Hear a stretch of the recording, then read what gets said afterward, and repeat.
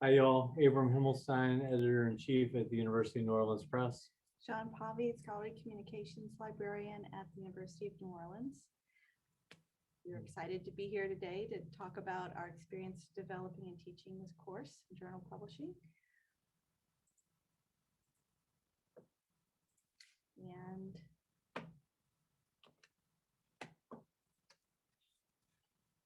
here's a little preview of what we're going to cover in the talk. A little bit about how the library and press came together. Some challenges we recognized in figuring out how to work together and develop a partnership. How the journal publishing course emerged as a way to address that, and then a little bit of detail about the course itself, what it involved, and how we taught it together. And finally, just some takeaways about what we gleaned from this experience. So we're going to start with a little background.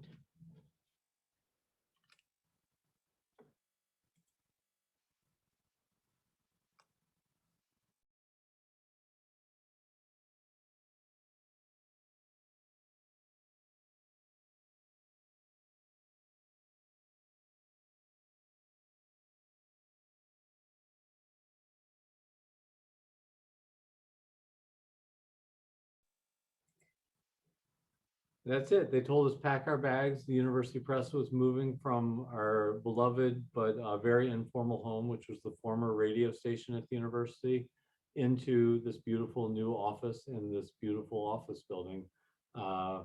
We were excited to be there. We were excited. We were a very small operation, but we were excited to have our tiny budget put inside the much comparatively larger budget of the university library. And so as the library, we have had other units move into our building before, but this is the first time that we had another unit really integrated into the library structure administratively and into our reporting line. So it was a pretty big deal for us. But fortunately, Abram and I started talking, and our offices were in this close proximity, so it was very convenient. We started talking and trying to figure out how we could kind of work together, learn more about each other, find some points of collaboration and so forth. And we did set up a little brown bag lunch sharing session, series of these where staff from both units talked a little bit about their work. So we started to learn a little bit more sort of incrementally. But I think we realized that we needed a project that would be really involving, that would bring us together to work on something in a shared way. And this course, when it presented itself, turned out to be a great way to do that. The way the course came about was actually last year at the Library Publishing Forum. I attended virtually and saw Melissa Seeley's presentation on the course she teaches on scholarly journal publishing. And I thought, maybe we could do something like that at UNO. We actually publish a few journals here, and both Abram and I are involved in some of that publishing, though we never actually worked together on it before. We both had sort of different aspects of it. So I suggested the idea to Abram. And when Jeanne told me about this idea, I got really excited. We've been running a publishing course for publishing fiction for the past 6 years, in which our students, our graduate students, got the chance to root around and find the best manuscript from a huge stack of submissions. And in that process, they got to talk about how to be the editor, how to be the publisher, how to do the work of a publisher, to meet an audience, and how to do copy editing, and graphic design. And so when Jeanne said, should we run a practical course for journal publishing, I got very, very enthusiastic about doing this work together. We've been publishing, we decided to work with 3 of the journals that are published on campus. We worked with Ellipsis, which is kind of an intramural conversation in the humanities, in which a lot of poetry and fiction and some playwriting is published mostly. It's been in existence for 50 years, and it has been, an important on-campus conversation. And then kind of the converse of that is Beyond the Margins, which has only had 1 iteration. It's only 2 years old, and is a journal for grad students at other institutions to make their mark in the field of humanities. And then Contemporary Austrian Studies is moving towards its 30th iteration. And it's had a huge place on campus and also an oversized footprint in the world of Austrian studies. So we developed the course sort of around examining these three journals. And one of the first things we did was ask the students to start working on the publication of Ellipsis, an issue of Ellipsis. Of the three journals, this is the one that we actually produced an issue of during the course. And this was their first assignment. Come up with a good call for submissions that would be really engaging and would get some authors on campus and in our community to submit. And this brought us together to talk about, how we want to think about Ellipsis, how do we want to present it. And we settled on an image that one of the students proposed. And with the help of the wonderful graphic designer at UNO Press, we put together this call for submissions, and that launched that process that has been carried through the semester of reviewing and copy editing and working toward the actual publication of that issue. We also asked our students and ourselves, I dropped our papers, to map where we are. And so what kind of journals do we like to read? What appeals to us? And so we did this. Jeanne and I went through this process ourselves. Jeanne chose the public domain review, and I gave appreciation for a zine called Comet Bus. But our students went through and sort of had a surprisingly large array of journals that they were actually reading in the world. And in these appreciations, of course, our fellow publishers, as they came to be, were mapping themselves and what their interests were. This is written by Christian Sinico, who is a PhD student here from Austria. And he found the journal Narrative to be quite helpful for him in his studies and his way of approaching his work. And so this is his appreciation of that.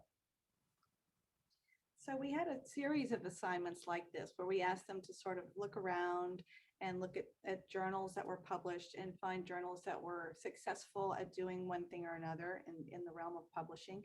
And we had them look for graphical design and appearance, what worked, what was kind of not so successful. And they all shared these. This was a very fun assignment. We also had them do the same thing with social media strategies and a couple other things where we asked them to look around and bring to the class what worked, what didn't work, and then take this back to the LINS journals and think about how we might improve or use some of those strategies for our own on-campus journals. And then I just want to share the general topics that we moved through over the semester, and want to again thank Melissa Seeley. She was kind enough to share her syllabus with us, and that gave us a big head start on putting together the course and just making sure we covered various aspects of the publishing environment.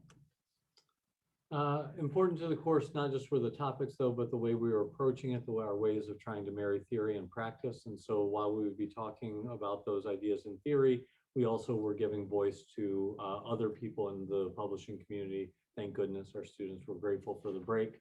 But also we had past journal editors come in and talk about what their struggles and triumphs have been, faculty advisors who we have just replaced amicably, copy editors who wanted to say what their struggles were in the work, editors, graphic designers, authors who have submitted both successfully and unsuccessfully to journals, what their pleasures and pains were. And then the other thing, we were teaching this course on Tuesday and Thursday evening, and then Jeanne and I would meet virtually. This is actually our first time sharing airspace since the pandemic.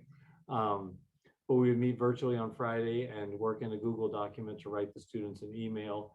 This one isn't quite representative. We would write a longer email with the whole assignment, but doing this allowed us to talk about where students were connecting with the material and amplify that, and really make small and sometimes medium-sized adjustments to the syllabus as time went on, and also let us be in conversation with them as really the seismic changes that were happening in the publishing industry with open access were going on this semester.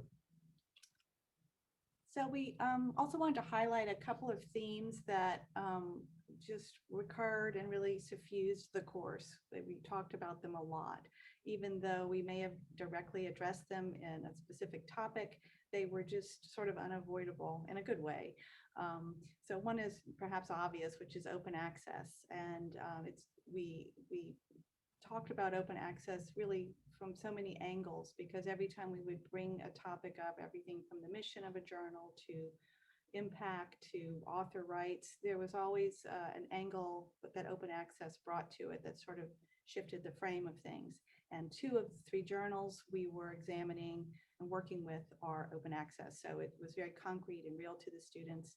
And I do think it really moved everybody forward in their understanding of open access and what it means for publishing and the direction that we're going in and today.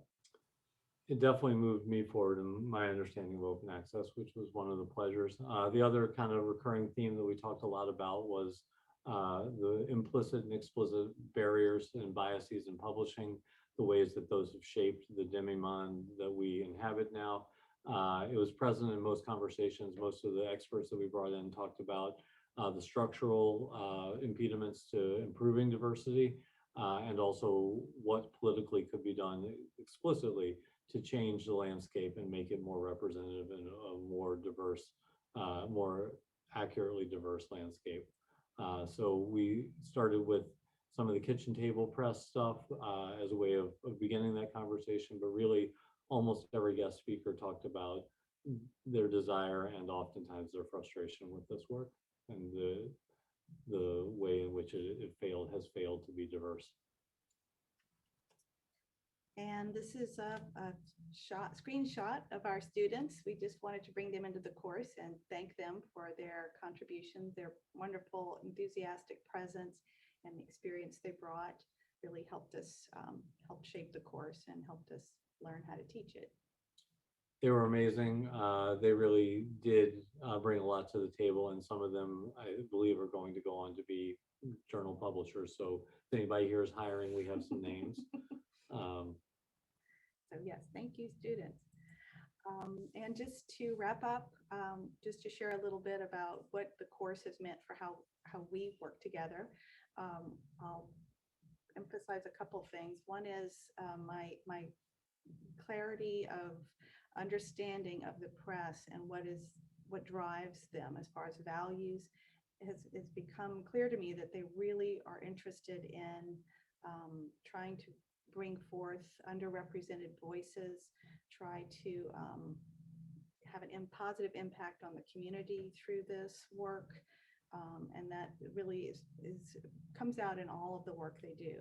I also have a much clearer picture of that work in a kind of human, concrete way, having several of the press staff come to the course and share their work, show us the documents, how they approach their work, share their process was really valuable. And it was valuable to the students. It was also valuable to me to understand, who these people are that are now, under the umbrella of the library, and that we can potentially work together and do share some common values.